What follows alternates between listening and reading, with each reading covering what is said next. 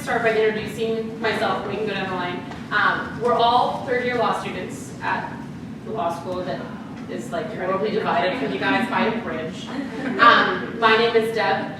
We're also all members of the Criminal Justice Clinic, so we represent people in this and surrounding counties who have been charged with a crime but can't afford an attorney. And we've been doing that for this past year. So like I said, I'm Deb, and my name's Jess. Lizzy. Chelsea. And just as a disclaimer, this is not legal advice. We're going to say that several times tonight, we will say just it to make sure you times. constantly know It will be in the recording that this is not legal advice. It's official. All of our cases, with any criminal case or any case at all, it's so fact specific that trying to get direct advice from something like this would not be advisable. But this is some general guidance for your lives that might be helpful or not. The other disclaimer is that every state is different. So we're going to be talking a little bit about Virginia specific things. And you know, if you're in a different neighboring state, the rules might get a little different. So be careful when you go to West Virginia is what I'm saying. You never know what's going to happen across the border. Across that border. Yeah. The other thing that I just want to emphasize is that we want this to be interactive, and so if you guys do have questions as we're going along, if there's something we're talking about that doesn't make sense, definitely feel free to ask. If we feel like it strays too close to the line of the legal advice thing, then we'll back off from that. But we would like to answer your questions. So if you have questions as we go, definitely feel free to ask.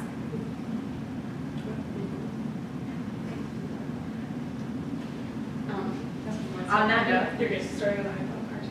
Oh yes, a hypothetical. We're going to start by talking about when a police comes to your home, or if you guys are in fraternities, or sororities, or a dorm, when they come to the space that you live in. So I want to start with a hypothetical. I want to get your opinion on this. It's pretty well known that it's okay for someone to come to your front door, be it a salesman, a police officer. That's something called implied consent. It's just part of our culture that it's acceptable to walk to someone's front door and knock on the door and talk to them. So cops can come to your front door and knock, but is it okay for them to come to your front door at like, say 10 p.m.? I mean, it's still the same action. They're coming to your front door.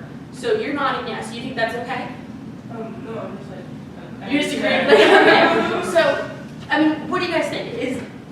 It's the exact same action. Does it matter what time it is? Does the implied consent no longer exist just because of the time? No.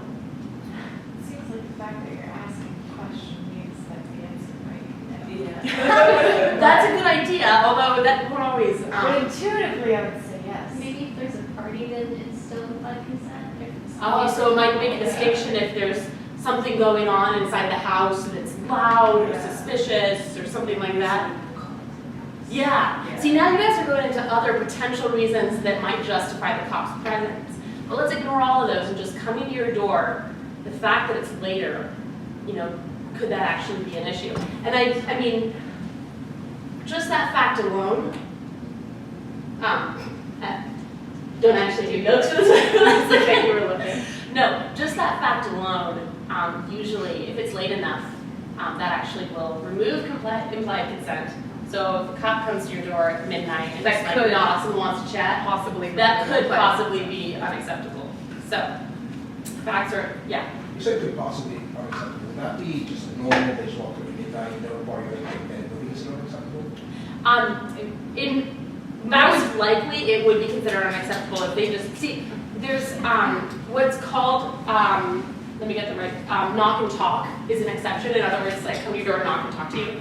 Cops are allowed to do that, but the knock and talk exception is based on this idea that like walking to someone's door and knocking is an acceptable thing in our culture, that it's not an invasion of your privacy and this doesn't have constitutional issues with regard to privacy. However, if you're doing that at midnight, that's really not part of the culture that is acceptable, that makes that acceptable. can I just for 1 second? I do think something that is kind of important and is a theme throughout this whole presentation is that while we're going to talk about some of these sort of, I think, what I would call doctrines or like sort of general rules, the other like guiding principle is that, like, if an officer does knock on your door, like, you know, it's probably a good idea to answer the door. It depends, but it probably is a good idea to answer the door and to be polite. Like, you don't have to answer any questions, so we're gonna get into this a little bit more, but you don't have to, right, the Fifth Amendment protects you from incriminating yourself. So you don't have to answer any questions that the officer has, you don't have to consent to let the officer into your house, but it's probably a good idea, it's a good idea to be polite to the officer and, you know, and to say, I don't consent to you entering my house and I'm not going to answer any questions without an attorney present. You know, is there anything else you would like right now? I think that those are sort of good guidelines, like, That is always. the doctrines are there, but then at the same time, it's also, you're gonna be, you know, if you're ever in a situation, it's, because I think the way that it would work is that if an officer did knock on a door at midnight and then you answered it and were polite, then if for some reason that ever ended up needing to go to court, you would be able to say, I behaved in this way, that was the appropriate way to behave, right? And so I think that's one thing I wanted to say. No, I absolutely agree. But that's just something, and I'm actually going to bring up that hypothetical again in a more complicated way in a little while. But just to kind of get you thinking about this type of situation and what happens. But so when they're there at your door, if the police officer knocks on the door, the police can't, if you own the house, the police can't come into the house without your consent. So they might say, oh, can I come in? And if you let them come in, then you're consenting. One easy way to just, if you have ownership of the area, one easy way to get away from that is to step out onto your front porch or front area and talk to them there. And then they're not coming into the house. If they ask, can I come into the house? Then you say you don't consent to them entering your house. So if you were living in a student dorm though, whatever your student housing contracts and papers that you sign say who has consent at different times to enter different areas. So you need to check those papers to know what your specific rights are in those situations. So, one second.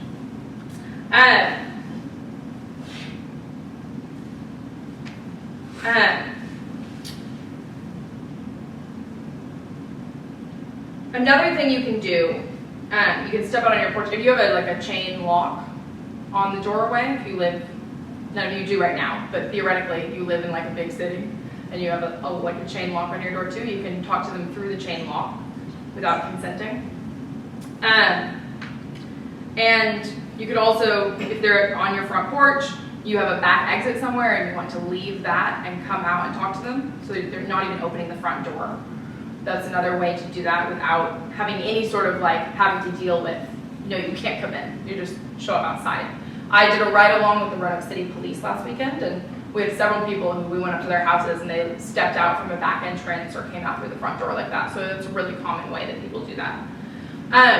If you're having a party, you need to be careful about who is in your house, because if a police officer comes to the door and one of your friends answers the door and lets them in, then you've consented to them coming in. So you have to be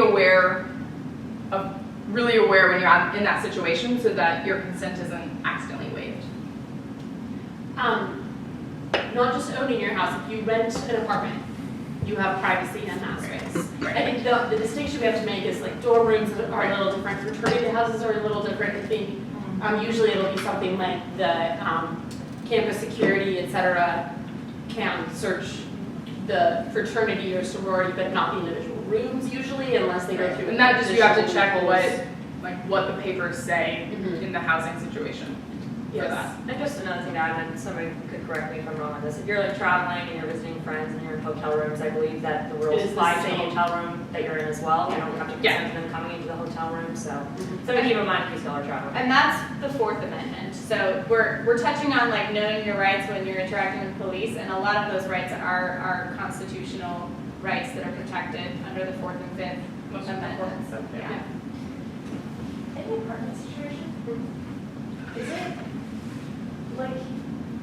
because you're in the space, but it's not your space, Is there a way to bypass consent with the landlord, or is that Yeah, the landlord may, and this will be in your lease. In your lease? A landlord may, in certain circumstances, enter your apartment But I usually. think your question is as far as like that. And the land, are you asking if the police landlord entering? can consent to the police entering? Can the landlord consent to the police entering your apartment? That, So the police show up and they're like, hey landlord, this guy, we wanna like look through his stuff, and the landlord's like, yeah, I don't care. That's just like at a hotel. At a hotel, they can't get consent from the hotel staff to go into your room. So it's the same Okay. situation. And that goes into like property law and like Right. tenancy and stuff like that. So it's Right. like, but all these things, this is like the beauty of law, right? So all these things are interacting. It's beautiful. But- Beauty, like it's so cool. So It's so cool. Cool. But basically, yeah, like the place that you rent is your place. Okay. Yeah. And so sometimes landlords like will say we reserve the right to come in and like fix things if things are broken, or to come in and like check the fire alarms or to inspect something. But when it comes to police, like that's Right. your space. Right. And and when your space gets noisy, you have to worry about noise complaints. So, the ordinances here in town have quiet hours from, 11 p.m. to 7 a.m. And the basic gist is that if you're hosting a party or you have any sort of like an amplification system or something like that in an unenclosed area, so an outside party, a tent party, the pavilion out on the quad in front of the law school, the loud, whatever noise there is, can only be loud enough that it's necessary for convenient hearing of the person or the people voluntarily listening. So, yes, whatever that means. So beware that it's rather broad. And that's for unenclosed spaces, but then enclosed, so you know, a party in your home, 11 p.m. to 7 a.m. are the quiet hours. And then whatever it is should not be plainly audible more than 50 feet away from whatever the structure is where you're playing. Again, I live close to the frat houses.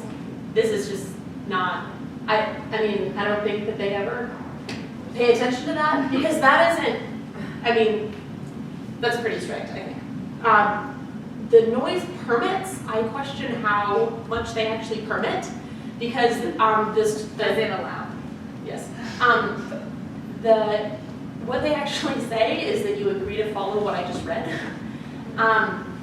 So I'm not sure how much additional, and I have not actually talked to the city about it, I've just read the text of the ordinances and the permits.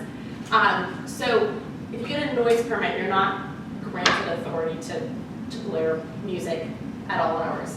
So just be cautious with music, I guess, is the other thing, because there's, I mean, these things are relatively strict. I think the only way that they're enforced, though, is if someone complains. And I feel like typically, just as like a general rule, like I think that typically one of the ways that you can address that is like being on friendly terms with your neighbors and letting them know that you're gonna have people over and like might be like playing music loudly That does and that you're go gonna along play with it, until yeah. like a certain time, because then they know. I also was on a ride along and we went to a noise complaint, and it was the kind of situation where the neighbors clearly just didn't like each other, and like there were people having band practice in one house, and you could clearly hear it like from the street 50 feet away. And so it was the kind of thing where we went and said, hey, can you shut it down? And so it's just being, I think some of that is just prevention.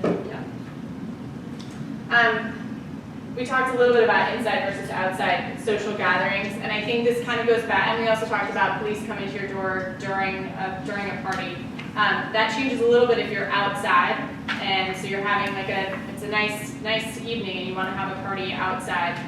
One of the things that we were talking about earlier is that basically for police, they're looking for probable cause, and often that means they're looking for someone doing something that's in violation of a rule.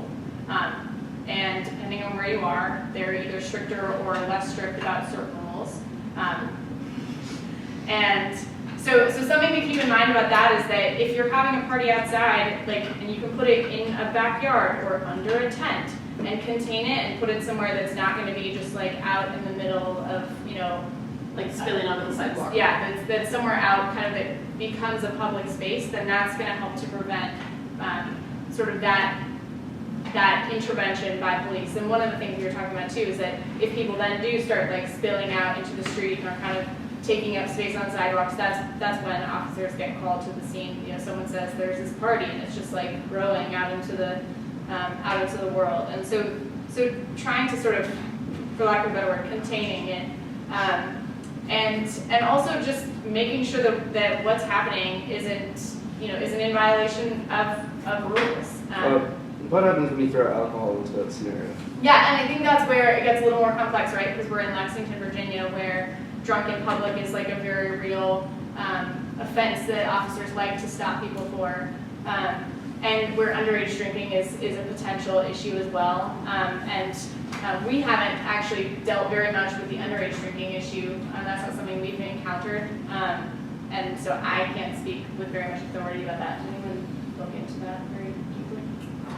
No, but I think we chatted a little bit about this when we were brainstorming about, and we're going to talk about probable cause a little bit in a second, but about if you're at an outside party with a whole bunch of like red Solo cups and a whole bunch of people that look like they're underage, if that like, That's probable cause or not? if it gets up to that. Yeah. And the thing about probable cause though is it ends up being something that kind of just gets argued about when you get to court, like whether or not the cop had probable cause.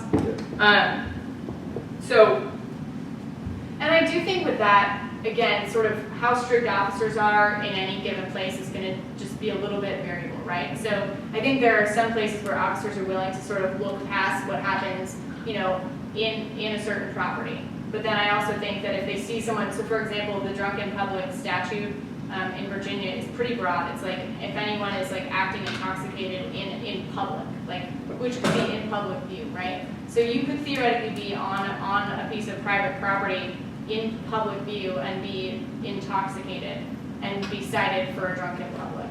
And so that's just something to keep in mind, is that some of those laws are pretty expansive. And I think that's where potential issues come up. Another thing we talked about too would be, if you're the one having the party, probably try to control the situation throughout the night. Don't let your party guests hang out on the driveway or in the street. Don't let them spill into anywhere that's not contained as your party, because you start kind of opening up the door to if cops come and they see a bunch of people at your party like spilling in the street, you might be getting yourself in trouble with that. So we, obviously try, if you're the one having a party, contain it, maybe in the backyard or somewhere in like a smaller space where people aren't physically noticeably spilling out into the public areas. Do you want to bubble cause? Wait, did you have a question? I'm sorry. I did. So, drunk in public, is that viewable from like a public space? Could that just be like a road? Is that what they're looking for? Or if you're on something that's not public land, is that still? Yeah, so you could be on private property, but if you're in public view and you're intoxicated, that can count as public intoxication. It's a very broadly worded statute. Is W&L property considered public? That gets harder. If it's in view of public, so there are some places where arguably, and I think that it is in public. I think again that's something that would get argued about in court. Yeah. But I mean, the access, like anyone can wander onto campus essentially. While technically it is private property and you can get banned from campus and have a trespassing charge for returning to campus. I have dealt with that with clients, so personal knowledge of that one. Enough people can come on and off campus that I wouldn't be surprised if just the reality of enforcement wise. And the distinction between like, is it public or private property? Also going back to that idea of plain view, right? Yeah. So if an officer can see something in plain view, and that's where I think there are places on W&L's campus that I would say aren't public because they're inside and they aren't necessarily in plain view. But I would say there are other places that would probably constitute plain public. I'm sorry, go ahead. Just thinking about third-year housing, and I know they're looking at those policies now, what's okay and what's not. And the other question is that public property? Or is it public view? It's definitely owned by the university, Yeah. right? So in that sense, it's private property from a property standpoint. Whether it's public for the sake of the drunken public statute is another question. That's something that would be interesting to look at. It would be interesting. I would just want to reemphasize that we're talking about Virginia. Like, if you guys are worried about the drunk publics in like places you're from, you probably should go take a look at the law because we don't know if that's necessarily the same. Yeah. Another And state. this is not legal advice. It's not like, so we said that at the I would need a couple of those things. We're just gonna, yeah, just. So that's what we're talking You about. had a question? This area. I actually have a question about jurisdiction. Are you guys gonna like talk about it later? I don't wanna like. We weren't planning on it, so what's your Okay, question? well, I mean, like you always have like rumors floating around, like, you know, like, oh, like Lexco, like can't, like they don't actually have jurisdiction on their real property, like, and like. No, they do. Okay. Yeah. Okay, I mean, like, I know it sounds stupid, but like No. enough people say it that I it's mean, like, it is that private property. True, like, So, They do. right, I mean, Yeah. like, we're not like our own little, like, Right. I mean, it is We're kind not. of bubble, but But like. not for the purpose of the law. Not a legal bubble. Yeah. well, they can't just come in. It's not public in the sense that Right. there are, They're not policing it regularly. yeah, they're not policing it regularly. So they And don't control the it. fact that you're on campus, and in a private, I mean, depending if you're like outside of your buildings, there could be some privacy with regard to that, Okay. but, there is jurisdiction. So an easy example for that is that I actually had a case where I had a client who was on the VMI campus and ended up actually stopping a VMI police officer, and there was marijuana involved. And so what happened is that because the VMI officer like doesn't have some jurisdiction to do certain things, he called the Lexington police to come. So he called a Lexington police officer to the scene to help like manage the scene. Okay. So that's sort of like, I think in these situations, there's sort of there's a little bit of sharing of the responsibilities of what they're doing. Well, and where that rumor might come from is it's like W&L is private property, so they're not just like walking around on it all the time. Right. Yeah. But it's not like you're. But it's not like You're not jurisdiction. exempt. Yeah. It's not an end. Right, they can still come in. Okay. Do you have a question? I was just wondering, are you addressing kind of the public safety differences in the permissions at all, or? No, the public safety stuff I think is like, we don't know that much about what their actual rules are here Oh, you mean the Campus police. on the campus. No, police. we're Yeah. not talking more about. We're talking more about like the Yeah. police. Okay. Not the police. I'm gonna briefly talk about probable cause. So we already talked about cops being able to come up and knock on your door and chat with you, which is fine. To search your home, they either need a warrant or they have to have an exception to a warrant. And those exceptions are as follows. You say, come on in. Never say, come on in. It's just not smart. It's not smart. And here's the hard part. A lot of people, the cop comes to the door and they're like, hey, like, can I come in and talk to you about something? And you, of course, you're gonna say yes, because that's just your natural reaction when someone reputable comes to your door. I do not consent. And then you step out onto your porch. Yeah, and that's And you close the door. absolutely. Yes, close the door behind you so that nothing Yeah. can be seen. Sneak in. No legal advice. Not legalized. So another exception is if something is in plain view. So if you open your door or if like directly in through your window is marijuana, they can now come in and they can seize that.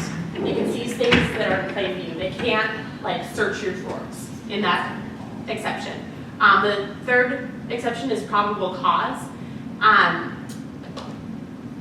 So if they have, well, some examples are if they see someone who looks like they're underage with a beer, they would have probable cause to enter their home. If they can smell marijuana, that's a really common one. If they can smell marijuana, they can enter the home. So the probable cause has to be that they, what is it, reasonably believe? I think that the search will uncover criminal activity. What about for a vehicle? Same. We're talking about cars a little bit later. Okay. Yeah. So I'll touch on that a little bit. So the privacy for a home is, like the privacy for a car comes from the same source in the Constitution. It's a little reduced because of the mobile nature of the car, but it's the same principle. I'll let you talk about it. But it is that the home has like the ultimate. Yeah, the home is the ultimate. And then the cars, Yeah. not as much. The final exception is exigent circumstances. So if a police officer reasonably believes that you'll be destroying evidence if they don't come in now, Oh, then We actually, Yeah, that wasn't man. exactly. That's what not we what said. we Don't we vote? yeah. You got it? So we do have this video we wanted to share. Have you guys seen this? It was gonna be, in between cars and homes, but it's, Just play like a, Just send me the link to it. tidbit of it for your programs. Yeah. Hi, I'm Will Hudson. And I'm Chris Harris. You know, kids, if you're in possession of less than 2 ounces of marijuana in the state of Texas, So that is this a is Texas, not Virginia. Unless you make the really stupid decision to try to either alter, destroy, or conceal your weed while you're standing next to a police officer. Don't do that. Then it becomes the 3rd-degree felony of tampering with evidence. We wrote a song to help you remember this.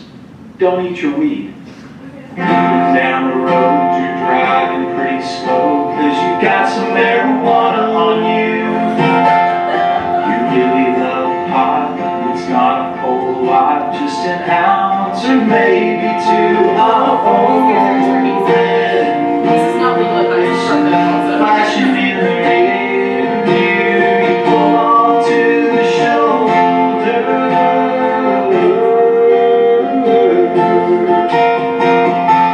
No, please don't eat your weed. It's only a class B misdemeanor. That's an important lesson that You can find it on YouTube later. they actually have, this law firm has a whole series of helpful YouTube videos that you can look up at another time so you can continue your legal education. Just a little teaser. Okay, so in Texas, 2 ounces keeps the misdemeanor, right? Yeah. That's what they said? What is it in Virginia? I do not know. Possession of marijuana, Any quantity? So my understanding, based on cases I've worked on, is that possession of any marijuana is an offense. If you get convicted of a possession of marijuana, you have the potential of some jail time. That's usually not what happens, but it's a possibility, and then a fine.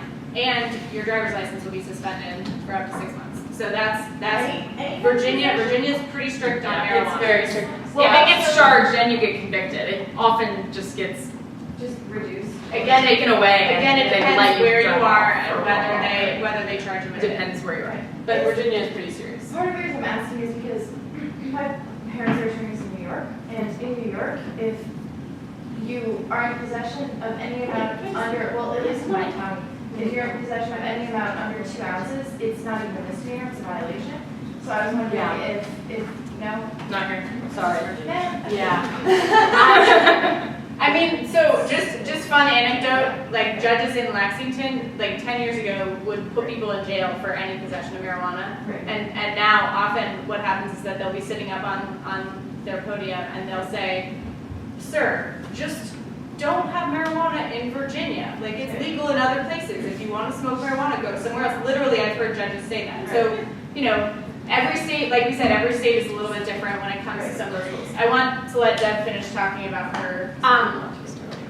Actually, I think I'll punch Chelsea for a second. Do you want to do that really quick? Okay, I just had a real quick thing. We had been talking about parties, and one thing that some people, they're at a party and the cops are knocking at the door. Some people's first instinct is to run out the back, like really fast, and just get out of there. So I'm gonna talk about running out the back door, like real quick.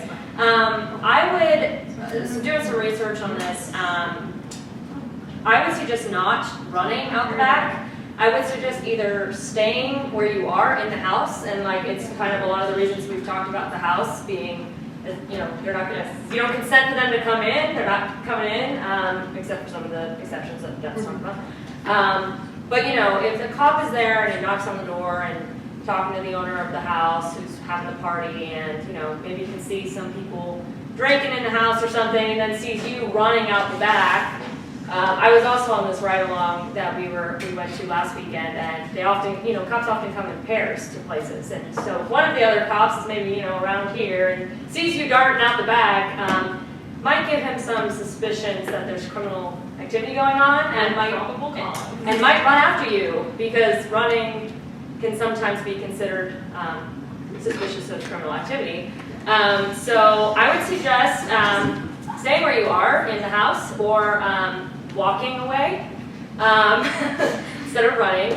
But if if you walk away and if you show signs of intoxication or have alcohol in your hands and you might be underage or not, cops might still come up and talk to you. The thing is though is, if you don't have anything in your hands and you're, you're not showing signs of intoxication, cops can ask you questions. You don't have to answer their questions. We would suggest, and we were talking about this earlier, if a cop's trying to ask you questions, one of the first things you should ask them is, am I free to go? Or am I being detained? And if they say no, walk away. You don't have to answer their questions at that point. You have no reason to stay there.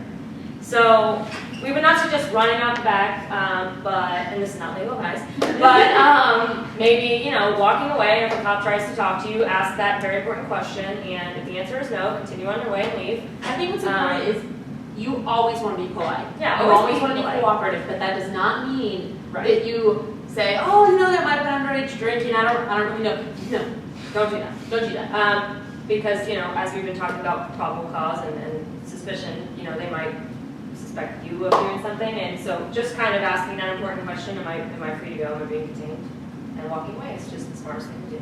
Yep. Polite but And not friendly. legal. Yeah, so we're gonna talk about cars now. And I'm gonna tell you first about this thing that happened on the ride-along I did with the Roanoke City Police last weekend. So at about like 12:30 at night, we get a little radio sound, me and my officer, saying there's been these people pulled over for having license plates that aren't registered to the car that they're driving. So the officer explained to me that often when you have license plates that aren't registered to the car, it is because people are smuggling drugs.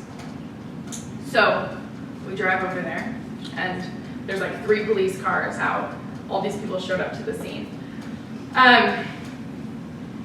So that alone is just like, they think there might be something. That's a hunch, but that's not enough for them to be able to like search the car, right? And they It's enough for them to stop the car though. So Right. I think that's an important. that's like distinction. a traffic ticket. Exactly. So knowing like officers have the ability to stop a car when there's like an offense that they can see, right? When Right. someone's speeding, when there are expired tags, Right. all of those things. And then once they pull you over, if something happens that gives them probable cause, or if you consent, then like other things can happen. So in this incident, there was a man and a woman, and they separated them so that they weren't like chatting about what was happening. And they really thought there were drugs, but they didn't have like a canine with them to like go smell, So they started very nicely, basically trying to trick them into consenting to having their car searched. And police officers can say, can act like they can search the car and can say like, okay, when I start looking, am I going to find anything? And that's where you have to stand up, like to use your right of having them not consent. You have to say like, I don't consent to you searching my car. In this instance, the guy said, no. And then the officer was like, are you sure? And then the guy said, oh, I've got some marijuana, which then let the officer search his car.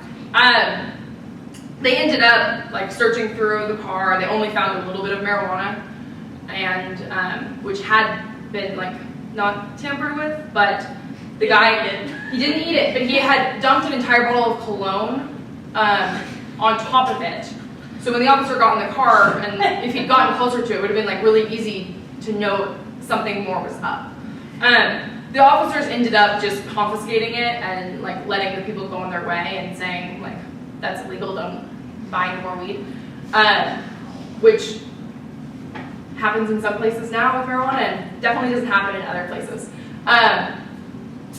But if, when they pulled up, the officer had been able to smell marijuana from the car when the window was unrolled, then he would have been able to just start searching without getting consent. Which is what happened in one of the cases I worked on, is that the officer, like as the officer approached the vehicle, could smell marijuana coming from the car. I was like, okay, well, something is up, right? And so then they have probable cause to search the car. I was wondering about this, but later in court, can it really determine an officer actually smelled the weed in the car? Or are we just supposed It to like? depends. So I do know of a case where, not in Virginia, this was actually a different jurisdiction, where the individual who was in the car was definitely smoking. But he happened to be a farmer, and he had a lot of different seeds and plants in his car.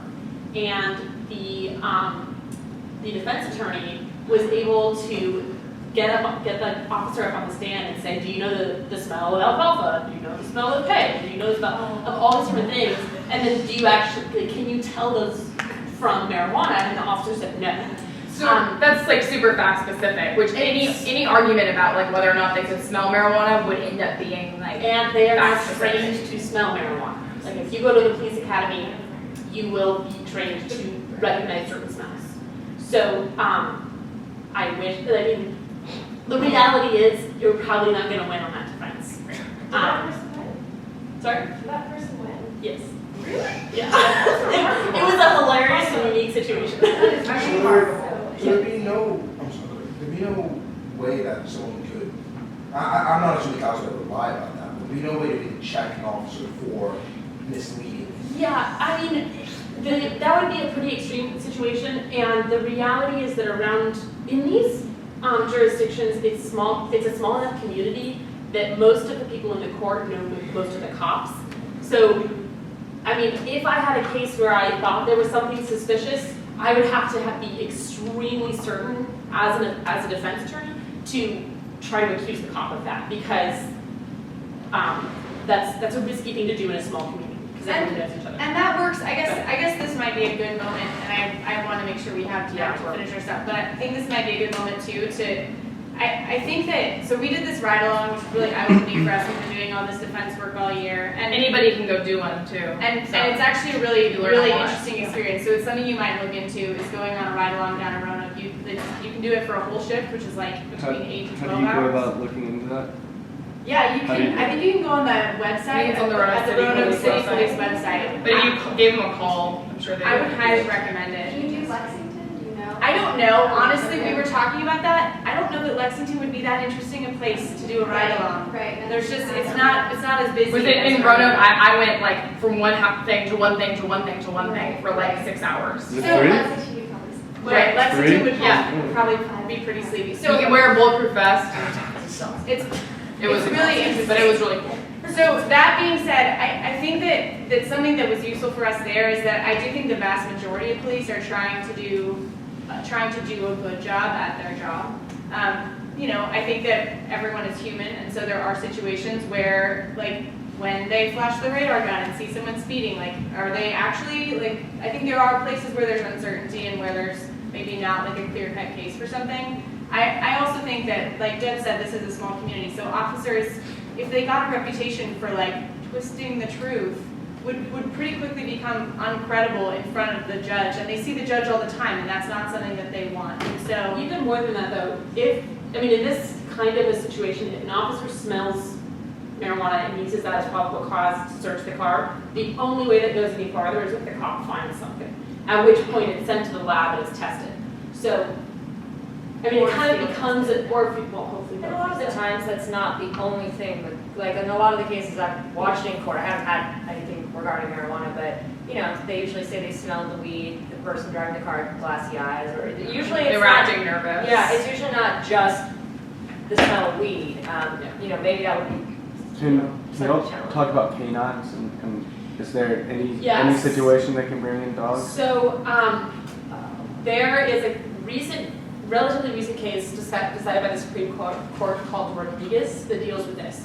And essentially, they can. And this is federal. This is federal, Right. so it This will be applies. everywhere. This applies across the country. Right. If you say I do not consent to a search, they can still have a dog sniff your car. If the dog alerts, they can then search your car. That's probable cause. But here's the catch: if you have been pulled over for whatever reason, and they're giving you a traffic citation for speeding, tags, whatever it may be, and they don't have a canine unit with them, they can't detain you outside of the traffic stop to bring the canine unit. I mean, So like, can we it be want like to- a filibuster and they just write my ticket really slowly? So, or can the term, I ask them to go faster? it's hard, and you have to argue it, because the phrase in the case is that, they can't detain you outside of the traffic citation or beyond the reasonable time for that traffic stop. Okay. Right, But so what is my reasonable? thing on Friday night, they wanted to bring a canine because they didn't want to like have to like get people to let them search. It's easier to have the dog alert. So immediately when they like had the plates that didn't match and they were suspicious from just that, they radioed to ask if there was a canine working. And then the operators went to see if there was a canine working. There wasn't one in Roanoke City, but there was in Roanoke County. So this is also within the time where they're like walking up and detaining the guy and asking who he is, because there's 2 cops there. So it's within the same time frame. Then they found out that the canine who was working in Roanoke County was in the Roanoke County jail, taking someone into jail, and so would be too much time. So instead they had to just like ask the questions to try and get consent. Does that answer all your canine questions? Yeah, I've got another one after she goes. Sorry. So I've heard stories, and this is just anecdotal, so I don't know how true everything is, but I've heard stories about situations at parties where a cop has said he smelled marijuana, even though people there say that nobody had really been smoking at the time. So that's kind of unquestionable. That's kind of questionable. And then the cop doesn't find any marijuana, but they end up tricking people into confessing to minors in possession. Can probable cause for one thing Yes. allow you to charge for a different? Yes, it does. So as long as they have, even, what's frustrating is, so I'm thinking in the context of traffic stops because I dealt with something like this when I was working for a judge. As long as they have a pretextual reason to stop you and probable cause to search, no matter, if they find something that is contraband or illegal, some illegal activity, that is properly admitted evidence with regard to that exception. And they can lie. This is the Yeah. other thing that's like kind of frustrating, is that that job is a job where people, like officers, are allowed to lie in situations, and so that's why we returning. Not to like lie about why they probable cause, Not- but lie to not in court, but Right. but when Fred told us. when So- when you're stopping, like, so let me like touch on that really quickly. So they could say, like, you know, when they're intimidated, you know, when they're talking to, you know, to college students, like, oh, like, we think you have marijuana, or like, we've heard you have marijuana, someone told it, right? They could lie. And that's why we keep reiterating, like, you don't have to answer any of their questions. You can say, I'm not gonna answer any questions without an attorney present, right? So I think that's where we go back to, like, just the polite, like, I don't consent to you searching, and I, like, not answering any questions without an attorney present. So that kind of goes back to, you mentioned reasonable time with the canine. So is there not a reasonable time with, you know, you said the ride along the other night, they separated the couple and they were talking to them. Is there not a reasonable amount of time? Like, can they sit there for 3 hours and just try to get these people to finally say, No. like, No, so that whole thing was like 7 minutes. oh, really? Yeah. Okay. The whole thing took like 7 Yeah. minutes. And then both people consented to have their bags searched and Don't consent. don't get permission Not for that. legal advice, And but then don't consent. your bag's being searched and the woman all of a sudden like starts talking really nervously when they're looking at one thing in her bag, which is also not really very smart to do because you should remain quiet. And that makes that you appear nervous and anxious about whatever they're looking at, which makes them more suspicious about what it is. The other thing, if you're the passenger in the car and it's pulled over, you ask, "Am I being detained?" And if you're not, like, you have a right to leave as a passenger. So it's just separate. So I guess I'm a little confused about what happens next then. The officer comes to your house, they say, "Can we come in?" You say, "No, officer, have a good night," you shut the door. Do they just have to leave then? Right, so you say no officer, you go outside, like stand outside with them, talk for a second, and then like, most of the time they're gonna be there because someone in your neighborhood called about something else, and, you know, and they're asking if you saw anything, or they're doing like a home safety initiative and introducing themselves to their new area, or like something like that. So give them a couple minutes, and then like if they just keep asking if they can come inside, just keep saying no, and then eventually they'll leave. Well, okay, yes, however, Most of the time.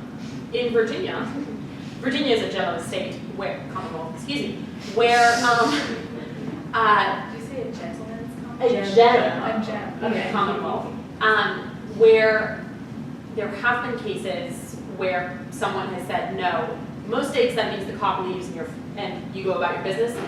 There have been cases where the cops just keep knocking and the person keeps coming to the door, and at one point they it did not end well for the homeowner, let's say, who continued to try to not give consent.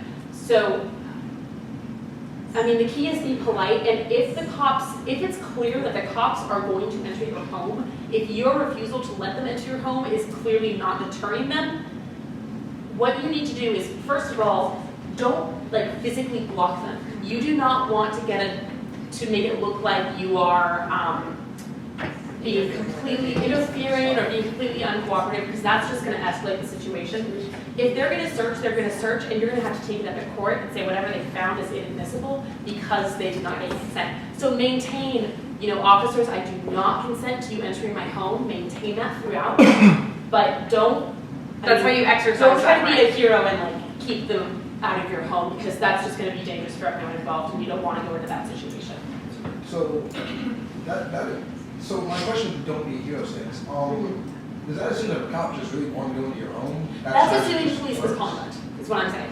Okay. If a police is not paying attention to your constitutional right to say you may not search my home without probable cause, a warrant, or some other exception, don't put yourself in danger, don't put the officers in danger by heightening the situation. Just make your objection clear and then talk to your attorney. Yeah, that's the Be biggest. best. But if you do eventually Yeah. give them consent, do they usually Yes, don't give them consent. Just don't. Even if they keep knocking. So I'm saying, like, they come into your home and you say, your officers, I'm not gonna block you, I'm not gonna physically prevent you from entering my home, but I do not consent to this search.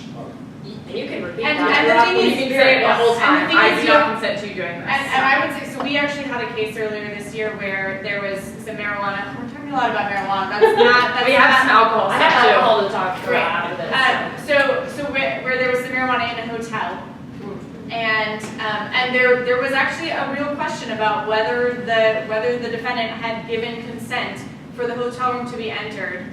Once the hotel room was entered, he had some stuff in a bag, and he basically handed it to the officer. So that was less of the issue. But that's one of the things that was definitely the issue in the case, was had he given consent for them to enter the hotel room in the first place. And that's where I think we come back to being really clear and not swaying from the message of I do not consent, I do not consent. And if you don't give consent and they don't have probable cause, then anything that they find can't be used. Right, which is why that's why it's important to just keep saying that. Yeah. So going back to what you were saying about the passenger instance, I work for Traveler, and I've had the experience of people have gotten in my car and they smell like marijuana really heavily, and I'm just wondering if I was pulled over for a traffic citation and they what should I do as an employee in that instance? We can't answer. I can't really answer specific. Yeah. I see. Stories. Is there any sort of thing I think that's covers, something you need to a- go to Traveler, it sounds like. Yeah, you might want to talk to Traveler about that. Yeah. So why don't you Yeah, talk about I'm gonna talk alcohol about, for a second? It's not your We just got back on cars now, so I'm just going to talk about DUIs and a little bit about that. I had a little bit of experience with a DUI case this year and found out some interesting stuff. Again, this is regarding Virginia, so it might be different in different states, and the penalties can be different. So what'll happen is, if you're driving, and I'm going to stick with alcohol for a bit, and you get pulled over by a cop. Maybe they suspect you're drunk driving. Maybe you were speeding. Maybe you were swerving on the road. Whatever the stop is, usually the cop will tell you why they've stopped you. And if they start seeing signs of intoxication, they might want to breathalyze you. I just want to make it clear that you can say no to a field test breathalyzer. So that first breathalyzer on the side of the road, you can say no to that. That doesn't necessarily mean that the cop is not going to arrest you. If the cop sees signs of intoxication, like you're slurring your words, or maybe they'll want to do the field sobriety test, you know, the walking and stuff like that. If they find other reasons for probable cause to arrest you, they'll still arrest you, but that initial field test breathalyzer won't be used against you because there will be, won't be used in court. Or won't go towards the officer's determination of probable cause because you said no to the breathalyzer. Now there's usually there's a second breathalyzer at the station. So if they arrest you, they take you to the station, that is the breathalyzer now that you, if you say no to that, you're now breaking the law. So you cannot say no to the second breathalyzer at the station, which is the official like big machine, without violating the law. So in Virginia, there's an implied consent statute that if any of you have a Virginia driver's license, like the pages that you sign or the driver's license when you sign it, you're agreeing to do that breathalyzer at the station. And if you don't, your license gets suspended, and you will be in violation of that law. A separate, completely different law than the DUI you might also potentially get. If you do try to say no to that, for example, a first offense will result in 1 year license suspension, which is usually a civil offense, and they'll immediately suspend your license, followed by an additional 1 year license suspension, and then from there it gets, if you've done that more than twice, for some reason, if you ended up back at the station again and tried to say no to that breathalyzer again, you would be, facing harsher penalties like misdemeanors and longer license suspensions. And did I see a question? Yeah. Is it the first one or the second one or both that if you say no to a breathalyzer when you're being suspected of DUI, you were automatically suspended from school? From like Washington Lee School? That's the university. I don't know what Washington and Lee's policy is about that, to be honest. You'd have to like look at your school handbook or something. I honestly don't know. I'm just talking about like regarding the law. You can say no to that first breathalyzer.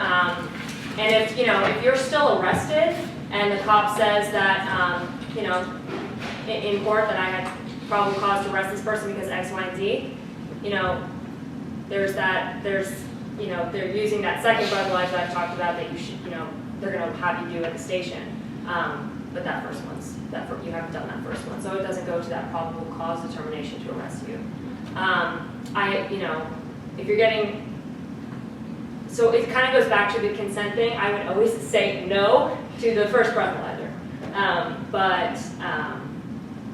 As long as that's not going to jeopardize your academics. Right, I don't know what We're looking at. Deb's attempting to find that. Do you have an answer? Yeah, in terms of that one, you're not automatically suspended unless your BAC is over 0.25. You would go to SJC, and usually what I have seen is the SJC is delayed until the person goes through the court process. So for some people, it can be quite a lengthy amount of time. And just 0.08 is the legal, is what you would go to get a DUI. So that is extremely high. So don't ever have your blood alcohol level that high. I think I'm at 0.15, yeah. Okay, yeah. Which is still pretty high. So yeah, that was just to make you all aware that, saying no to that first breathalyzer, you're not breaking any laws, but if you do it to the second one, which is the official one at the station, if you are then arrested, you are breaking an additional law in Virginia on top of potentially the DUI you might also be facing. Something else to consider. Question? So, obviously a lot of WNL students from out of state, and I assume that the Virginia DMV can't suspend a New York State license. Well, okay, so that what I just talked about also applies if you don't have a Virginia license. Oh, really? When you're driving on a highway in the Commonwealth, that is the implied consent that because you're driving on a highway in the Commonwealth. Right. you're going to consent to that second breathalyzer at the station. That's really It could be also the Or first they one, the one at the can, station. they can suspend your license. Yes. They make you talk to the DMV here, or talk to the DMV there. A lot of the states talk to each other and they're kind of most of the time aware of what's going on. So even like traffic tickets and points, usually like your state finds out about stuff like that's kind of It's always kind of a question. They figure it out. Likewise, if your license is suspended here, it's suspended everywhere. Yeah. Usually. There are some. It depends with the They're weird traffic laws. exceptions, so Right. it's a general rule. That is true. Don't drink and drive. There are lots of things you can do to general advice. mitigate any risks, it's true. That's kind of all I have to say about that. Does anyone have any more questions? So I want to circle back to, we've been talking about what to say to cops a lot, no matter what the situation. It's really important that you don't say too much. And I think that there's a really funny story that I'll tell briefly that will show this.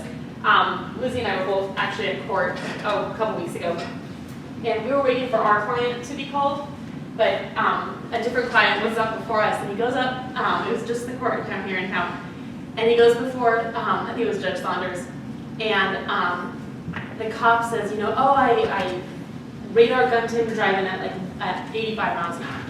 And remember, anything above 80 in Virginia is reckless driving.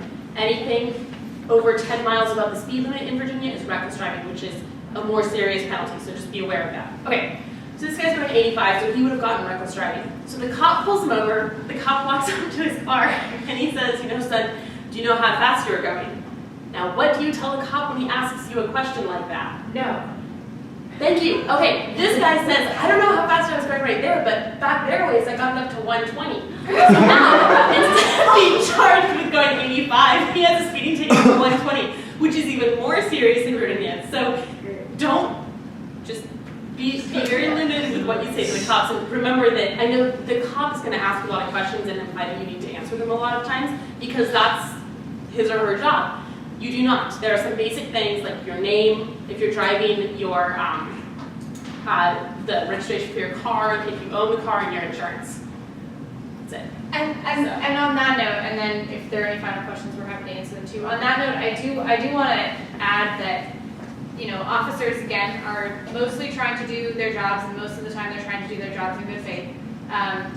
They're asking you questions because they're trying to ascertain whether there's a risk or whether there's been a violation of an offense of a law. And so this is one of the questions that we didn't get to ask the officers when we were on our ride-along, and it's one of the things that we would be really interested to have a good answer for. But, I think it's safe to say that officers aren't going to be particularly pleased when people aren't cooperative with them in the sense that they aren't answering the questions. And I think that's where we come back to it's so important to remain calm and not be a part of the escalating situation, potentially escalating situation. And so just remaining firm in knowing, and I think this is why it's so great that Courtney organized this series, is that it's good to know what your rights are. It's good to know what you can say no to. It's good to know what you do need to provide to an officer who stops you, whether you're at your house or whether you're in a car or whether you're walking down the street. And so just knowing your rights, to bring this full circle, is sort of the core of being able to respond in those situations and to know where you can draw the line and say, I'm not answering those questions without an attorney. I have Fifth Amendment. But to do it in a rights. cooperative way, And polite and cooperative, so that you're not escalating. And the thing about that is that while the officer may not be pleased, and honestly, so this is the other story I'll tell, and then I do want to open it up for questions.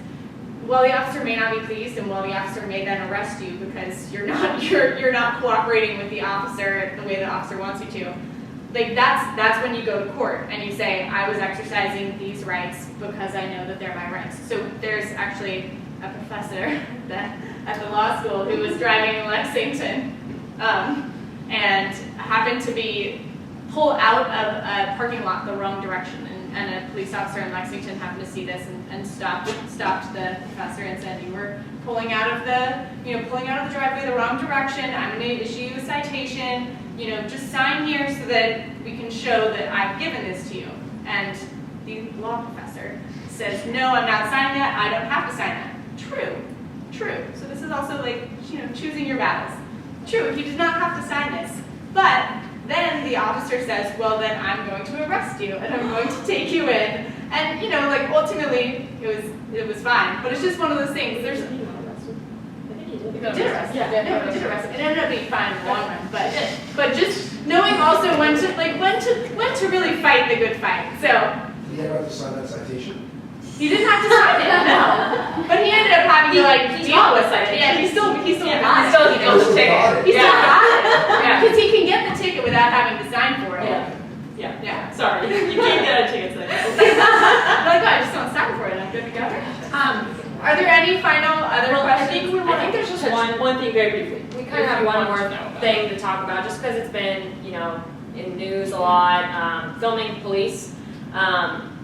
So I was doing research on this in Virginia, and I have to be honest, so the law on filming police is kind of developing.